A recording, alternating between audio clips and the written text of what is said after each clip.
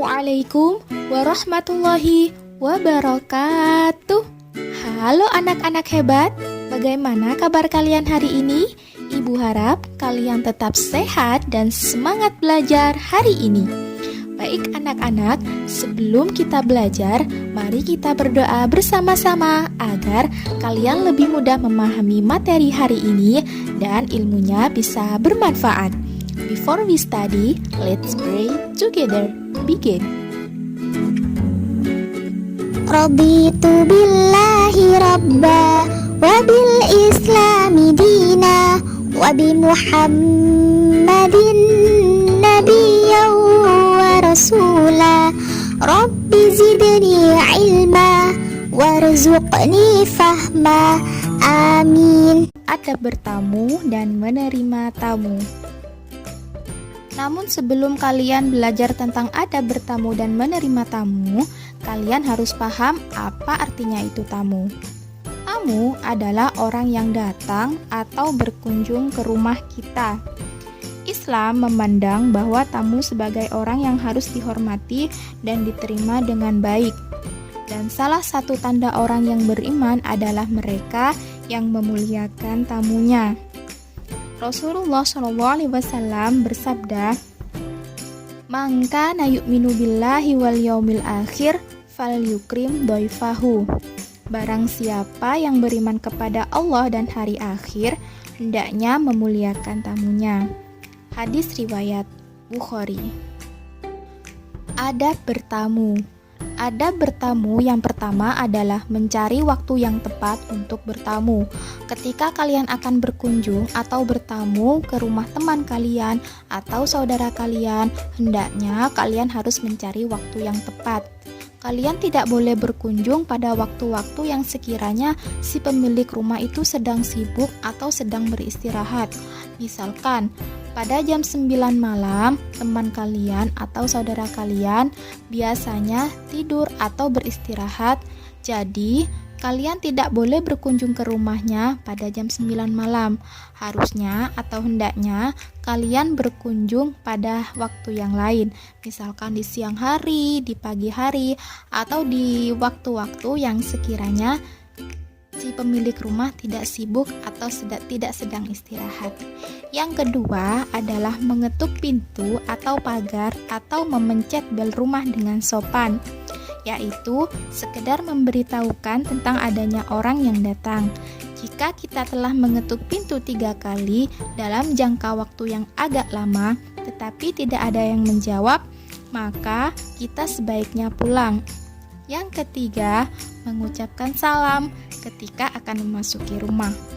Yang keempat, jangan duduk sebelum dipersilahkan oleh tuan rumah untuk duduk. Yang kelima, menjaga pandangan. Jangan sampai kita melihat ke dalam rumah hingga melihat aurat pemilik rumah. Yang keenam adalah menjaga kesopanan pada waktu duduk dan pada waktu berbicara. Jangan sampai ketika kita duduk, kaki kita ke atas atau pada waktu berbicara kita menyinggung perasaan si tuan rumah. Hendaknya kita selalu bersikap sopan dalam duduk maupun berbicara. Setelah kalian mengetahui tentang adab bertamu, setelah itu kalian harus mengetahui adab menerima tamu.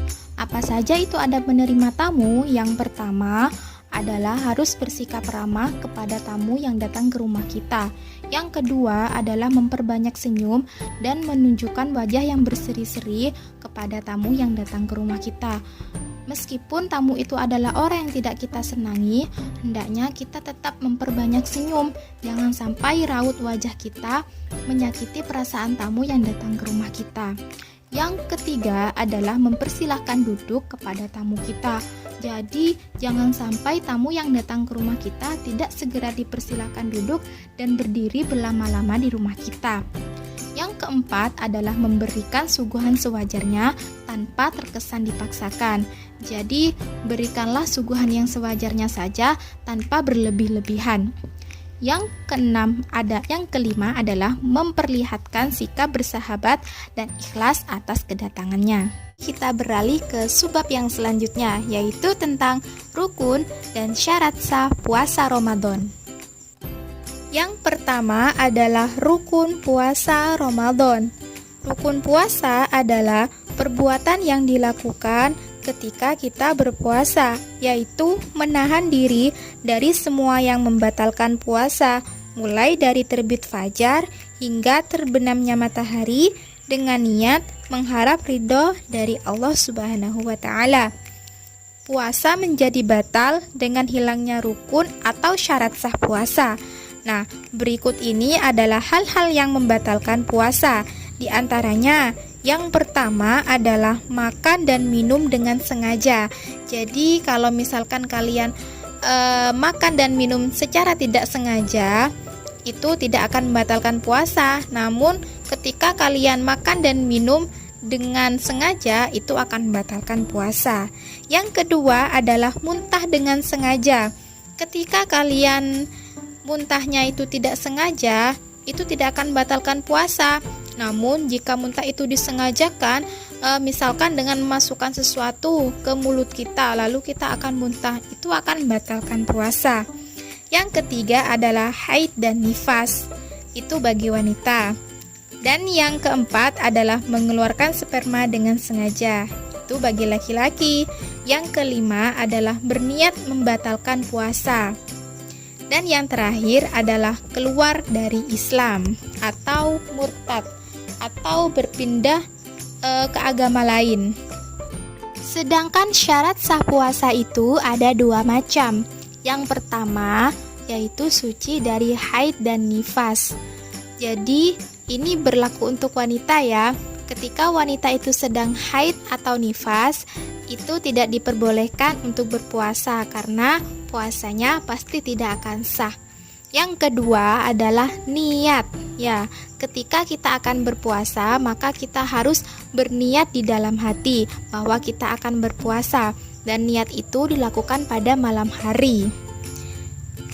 Seperti dalam sabda Nabi, innamal a'malu binniyat, sesungguhnya amalan itu tergantung pada niatnya. Jadi, karena puasa Ramadan ini merupakan ibadah, maka tidak sah puasa Ramadan jika tidak disertai oleh niat. Baik, sekian pembelajaran Al-Islam hari ini. Terima kasih dan semoga apa yang disampaikan oleh Ibu Aisyah bisa bermanfaat untuk kalian semua. Akhiran, wassalamualaikum warahmatullahi wabarakatuh.